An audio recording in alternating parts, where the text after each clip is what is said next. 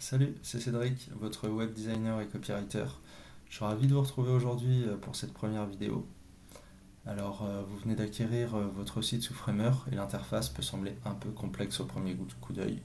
Je comprends, pas de panique. Mon but aujourd'hui va être de vous montrer que Framer est plutôt intuitif et voilà, d'y aller étape par étape pour vous apprendre à l'utiliser. Alors quand vous ouvrez votre site dans Framer, voici les trois zones clés à retenir. Elles sont un peu comme les piliers de votre espace de travail. Alors on va avoir sur la gauche le panneau des calques. Alors c'est un peu la table des matières de votre site. Chaque section, chaque titre, chaque image, tout est organisé ici comme des blocs de construction imbriqués les uns dans les autres. C'est un peu comme le GPS où on peut y retrouver n'importe quel élément présent sur la page. Voilà, par exemple, si on sélectionne la section bénéfices, voilà, on peut voir de quoi elle est composée. Hop, il y a un conteneur. Dans le conteneur, on a un bloc titre. Et ensuite, on a le bloc avec les trois cartes. Et ainsi de suite. Dans ce bloc-là, on va avoir les différentes cartes. Et dans ces différentes cartes, on va avoir les différents éléments. Voilà. Ensuite, au centre, on va avoir le canevas. Alors, c'est là que la magie opère, qu'on va avoir le visuel. On va avoir le site en direct, exactement comme vos visiteurs le verront. C'est ici aussi que vous allez directement interagir avec les différents éléments. Voilà, on peut sélectionner directement les éléments sur le canevas pour les modifier. Et ensuite, sur la droite, on va avoir le panneau des propriétés. C'est la boîte à outils. À chaque fois qu'on va sélectionner un élément sur le canevas, et ben, toutes ces options, sa taille, sa couleur, sa police et ses liens, vont apparaître ici et vont être modifiables à partir de ce panneau-là. Alors maintenant, on va voir comment naviguer simplement et sélectionner ce que vous voulez modifier.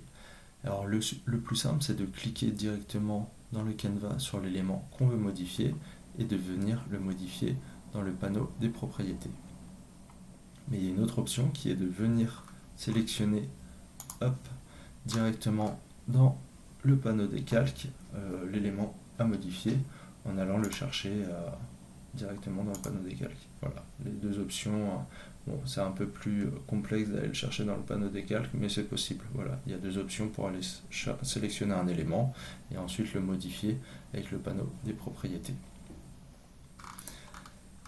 Alors, tac, tac, tac. Une dernière chose par rapport à ce panneau gauche, on va avoir tout en haut l'onglet pages.